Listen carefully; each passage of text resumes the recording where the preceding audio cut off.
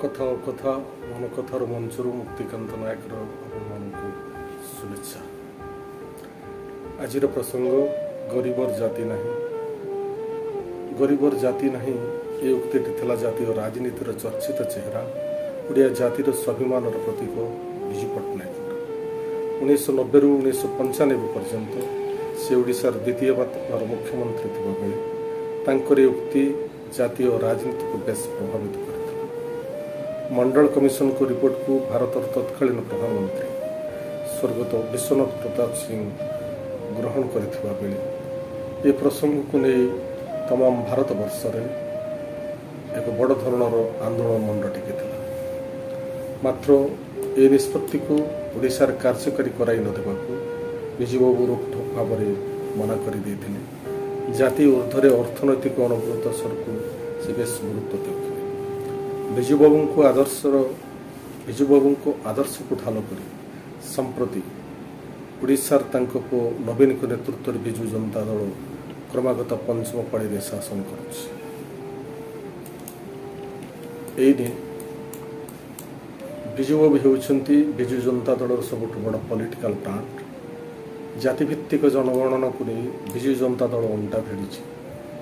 ଏହାଦ୍ୱାରା କୁଆଡ଼େ ଅନଗ୍ରସର ଜାତି ଉପକୃତ ହୋଇପାରିବେ। ସର୍ବାଧିକ 50% ସଂରକ୍ଷଣକୁ ଉଠାଇ ଆଇନର ପରିଣତ କରିବାକୁ ଦାବି କରୁଛି।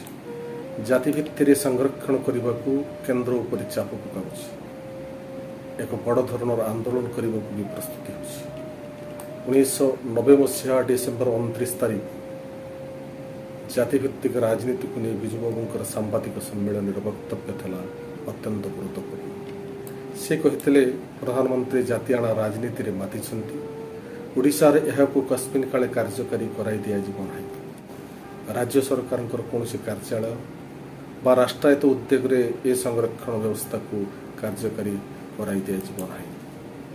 ନିଯୁକ୍ତି, ନାମଲେଖା ଆଦି କ୍ଷେତ୍ରରେ ପଛୁଆବର୍ଗ, ହରିଜନ, ଆଦିବାସୀ ପ୍ରାର୍ଥୀଙ୍କ ଆୟ ଉପରେ ସିଲିଂ ଲାଗୁ କରିବାକୁ ସେ ଗୁରୁତ୍ୱ ଦେଉଥିଲେ। ବ୍ରାହ୍ମଣକରଣ ଜାତିରେ ବି ଗରିବ ଲୋକ ଥାଇପାରନ୍ତି। ପଛୁଆବର୍ଗ, ହରିଜନ, ଆଦିବାସୀ ଜାତିରେ ବି ଧନୀ ଲୋକ ଥାଇପାରନ୍ତି। ଏଭଳି କ୍ଷେତ୍ରରେ ଜାତିକୁ ନେଇ ସଂରକ୍ଷଣ କରାଯିବା ଦେଶ ପାଇଁ ଆଦୌ ହିତକାରକ ନୁହେଁ।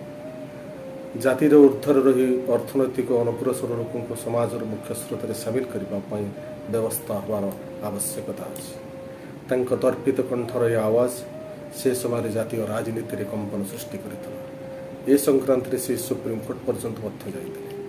31 ବର୍ଷ ତଳେ 1990 ଡିସେମ୍ବର 29ରେ ବିଜୁବାବୁଙ୍କ ପ୍ରେସ୍ କନଫରେନ୍ସର ପ୍ରାସଙ୍ଗିକତା ଆଜିର ଦିନରେ ବେଶ ଗୁରୁତ୍ୱପୂର୍ଣ୍ଣ। ଯେଉଁ ବିଜୁବାବୁଙ୍କ ଆଦର୍ଶକୁ ପୁଞ୍ଜି କରି ବିଜେଡି ନିରନ୍ତର କ୍ଷମତାସୀନ, ଆଜି ଲାଗୁଛି ବିଜୁବାବୁଙ୍କ ଆଦର୍ଶ କେବଳ ଔପଚାରିକତା, ତାଙ୍କ ଆଦର୍ଶର ପରିପନ୍ଥୀ। ଜାତିଭିତ୍ତିରେ ସଂରକ୍ଷଣ ସାମ୍ବିଧାନିକ ଦୃଷ୍ଟିରୁ ଏକ ଚିରନ୍ତନ ସ୍ଥାୟୀ ବ୍ୟବସ୍ଥା ନୁହେଁ। ସେତେବେଳେ ଆବଶ୍ୟକତାକୁ ଆଖି ଆଗରେ ରଖି ଅସ୍ଥାୟୀ ଭାବେ ଏ ବ୍ୟବସ୍ଥା କରାଯାଇଥିଲା। ଏହା ଭିତରେ ଆମେ ଅନେକ ବାଟ ଚାଲିଲୁଣି। ଅବସ୍ଥାର ପରିବର୍ତ୍ତନ ହେଲାଣି, ସମୟ ବଦଳିଗଲାଣି। ସ୍ୱାଧୀନତାର ଦୀର୍ଘ 74 ବର୍ଷ ପରେ ମଧ୍ୟ ଆମେ ବାସ୍ତବତାକୁ ଗ୍ରହଣ କରିବାକୁ ନାରାଜ। ଏଭଳି ଏକ ଅଦୂରଦର୍ଶୀ ବ୍ୟବସ୍ଥାକୁ ଉଚ୍ଛେଦ କରି ବିଲେଇ ବେକରେ ଘଣ୍ଟି ବାନ୍ଧିବାକୁ ଆଇନ ଗଢ଼ୁଥିବା ବାବୁ ଭାଇମାନଙ୍କ ଛାତିରେ ତାକତ ନାହିଁ। ଭୋଟ ରାଜନୀତିରେ କ୍ଷମତାର ଲୋଭ ସେମାନଙ୍କ ବାଟ ଉପାଡୁଛି। ସାମାଜିକ ବ୍ୟବସ୍ଥାରେ ଜାତିଭିତ୍ତିରେ ବିଭେଦ ସୃଷ୍ଟି କରି କ୍ଷମତାକୁ ନିଜ ଆଡ଼କୁ ହାତେଇବାକୁ ରାଜନୈତିକ ଲୋକଙ୍କ ଭିତରେ ଏକ ପ୍ରତିଯୋଗିତା ମଣ୍ଡ ଟେକିଛି। ଉଚ୍ଚ ଜାତିର ଜନ୍ମ ହେବା କ'ଣ ଅପରାଧ?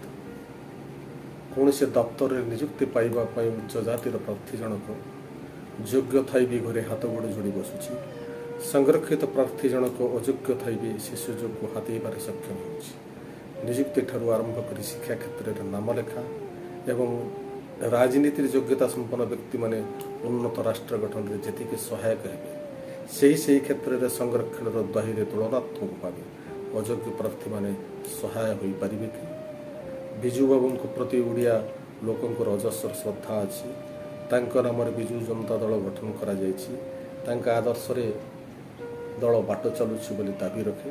ମାତ୍ର ଆଜିର ପ୍ରସଙ୍ଗକୁ ଆଲୋଚନା କଲେ ଦଳ ଯେ ତାଙ୍କ ପଦାଙ୍କ ଅନୁସରଣ କରୁଛି ଏ କଥାକୁ ଗ୍ରହଣ କରି ହୁଏ ନା।